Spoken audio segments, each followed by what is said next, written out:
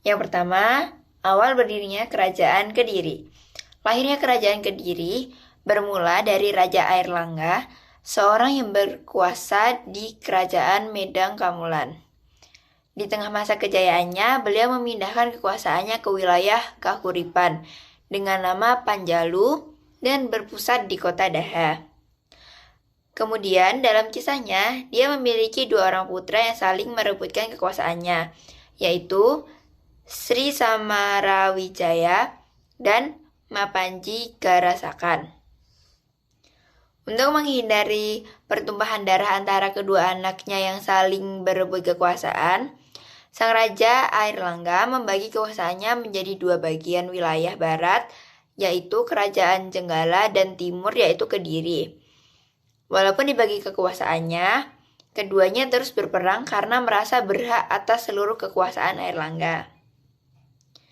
Singkat cerita, peperangan tersebut dimenangkan oleh Kerajaan Panjalu yang sekarang dikenal dengan nama Kerajaan Kediri.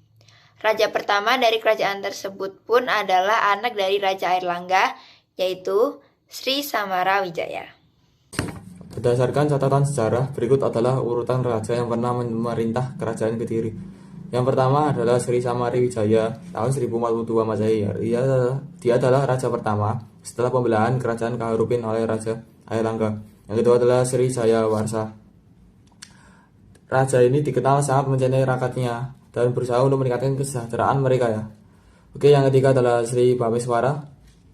Intinya dia meninggalkan prasasti yang banyak dan menggunakan rencana Candakrapala seperti tengkorak yang dianggap sebagai simbol pada masa lalu ya. Yang keempat adalah Sri Jayabaya. Sri Jayabaya yang ini dia adalah raja yang paling terkenal pada masanya. Dia dikenal karena ramalan Jangka Jayabaya dan kemenangan atas Kerajaan Jenggala. Selanjutnya ada Sri Sarweswara. Ini raja sangat taat agama dan bijaksana. Yang selanjutnya ada Sri Gandra. Di masa ini jabatannya sebagai administrasi negara menggunakan nama-nama hewan sebagai gelar. Selanjutnya adalah Sri Kamiswara. Masa pemerintahannya ditandai dengan kemajuan karya sastra, termasuk lahirnya kitab Saradharma. Selanjutnya ada Sri Kertajaya. Dia adalah raja terakhir yang dikenal sebagai orang yang perselisihan paling panjang dengan kaum Brahmana, yang akhirnya memicu pertempuran Ganter, di mana ia dikalahkan oleh Ken Arok. Selanjutnya adalah kehidupan ekonomi pada masa Kerajaan Kediri. Dilihat dari kondisi ekonomi, masyarakat Kerajaan Kediri memiliki mata pencaharian sebagai pedagang dan petani. Hasil pertaniannya berupa beras yang sudah menjadi sumber pangan utama. Sedangkan barang dagangannya berupa emas, kayu cendana, pinang, perak, daging, dan gerabah. Pada saat itu, alat tukar atau alat pembayarannya adalah uang yang dibuat dari bahan dasar emas. Untuk pajak yang diberikan untuk masyarakatnya adalah hasil bumi, sehingga tidak memberatkan. Kegiatan perdagangan ini berjalan dengan lancar karena Kerajaan Kediri berada di lokasi yang cukup strategis. Kondisi politik di Kerajaan Kediri singkat bisa dibilang cukup stabil selama masa kejayaannya. Pemerintahan dijalankan oleh seorang raja yang dibantu para pejabat istana dan menteri. Raja dianggap sebagai pemimpin dengan kekuasaan absolut untuk mengambil keputusan. Sementara itu, para pejabat istana dan menteri bertugas untuk menjaga keamanan dan mengurus pemerintah. Mereka memiliki tanggung jawab untuk mengurus keuangan, administrasi, keamanan, dan militer. Sistem pemerintahan daerah di kerajaan itu juga udah terorganisir semaksimal mungkin. Setiap daerahnya pasti dipimpin oleh adipati yang bertugas dalam mengurusi keuangan, pemerintahan, hingga keamanan. Adipati juga menyalurkan pajak dan upeti untuk raja yang menjadi tanda kesetiaannya. Jadi selanjutnya ada kehidupan sosial budaya pada masa Kerajaan Kediri. Nah, meskipun mereka menganut agama Hindu, masyarakat Kerajaan Kediri sama sekali tidak menerapkan sistem kasta. Hal ini sudah tertuang dalam sebuah kitab Lubdaka yang dibuat oleh Empu Tanakung di zaman Raja Kameswara. Masyarakat Kediri saat itu pun sudah berpakaian sopan dengan mengenakan kain sampai bawah lutut dan rambutnya diurai. Rumah-rumah mereka sangat bersih dan tertata rapi, karena pemerintahnya begitu memerhatikan keadaan rakyat agar hidup tentram dan teratur. Nah, selanjutnya adalah masa kejayaan Kerajaan Kediri. Jadi, masa kejayaan Kerajaan Kediri yang paling terkenal adalah masa pemerintahan Raja Jayabaya, yaitu pada 1135 sampai 1159 Masehi. Beliau juga dikenal dengan salah satu raja besar di tanah Jawa. Pada masa kepemimpinannya, Kerajaan Panjalu atau Kediri berhasil mengambil kekuasaan Airlangga seluruhnya dengan mengalahkan Kerajaan Jenggala dan menyatukan Kediri. Kerajaan yang dipimpinnya juga sangat makmur. Bahkan kekuasaan kerajaannya meluas hingga seluruh Pulau Jawa, sebagian Sumatera, Kalimantan, dan Kerajaan Ternate. Yang selanjutnya di sini ada keruntuhan Kerajaan Kediri. Keruntuhan Kerajaan Kediri terjadi pada tahun 1422 Masehi di masa kepemimpinan Sri Maharaja Kertajaya. Faktor keruntuhan Kerajaan Kediri bermula dari konflik internal antara Kertajaya dengan kaum Brahmana. Kertajaya memiliki ambisi untuk disembah oleh kaum Brahmana, Hindu ataupun Buddha.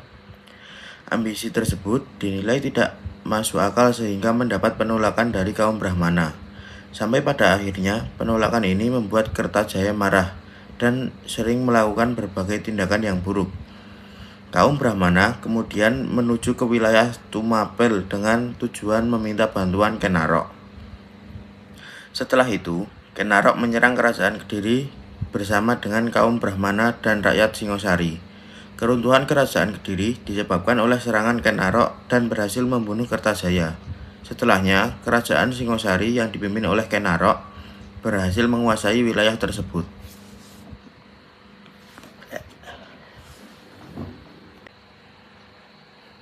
Yang selanjutnya ada peninggalan Kerajaan Kediri. Yang pertama, Candi Penataran.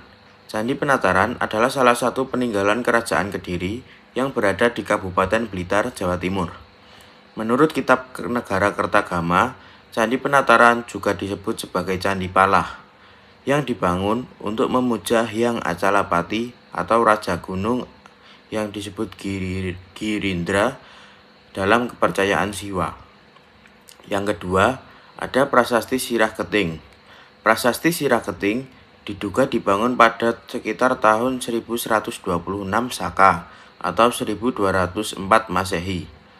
Prasasti ini ditulis di atas sebuah batu dengan ukuran persegi panjang dan tulisan aksara Jawa kuno yang menceritakan tentang kisah Sri Jayawarsa Dikjaya Sastra Prabu. Yang ketiga, ada Prasasti Kamulan. Prasasti Kamulan merupakan barang peninggalan Kerajaan Kediri yang menceritakan tentang sejarah daerah Trenggalek dan Tulungagung.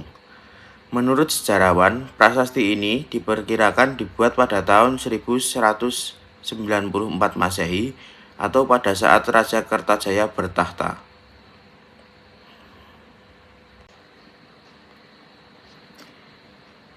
Peninggalan Kerajaan Kediri yang selanjutnya yaitu ada Prasasti Ngatang. Prasasti Ngatang yang diperkirakan dibangun pada tahun 1194 Masehi. Prasasti ini merupakan status dari desa Ngatang yang menjadi daerah perdikan atau bebas pajak tanah yang diberikan oleh Raja Jayabaya. Yang kelima, ada Candi Tondowongso. Candi Tondowongso dipercaya dibangun pada awal Kerajaan Kediri berdiri, atau tepatnya pada abad ke-11. Lokasi candi ini berada di situs Tondowoso, tempat di mana benda-benda peninggalan lain seperti arca Agastya, Durga, Nandi Brahma, dan Lingga ditemukan. Yang keenam dan yang terakhir, di sini ada Kitab Kakawin Bratayuda. Kitab Kakawin Bratayuda adalah karangan dari Empu Sedah dan Empu Panuluh yang dibuat pada tahun 1157 Masehi. Isi kitab ini menceritakan tentang sebuah perang saudara antara kaum Pandawa dan kaum Kurawa yang masih keturunan dari Bharata.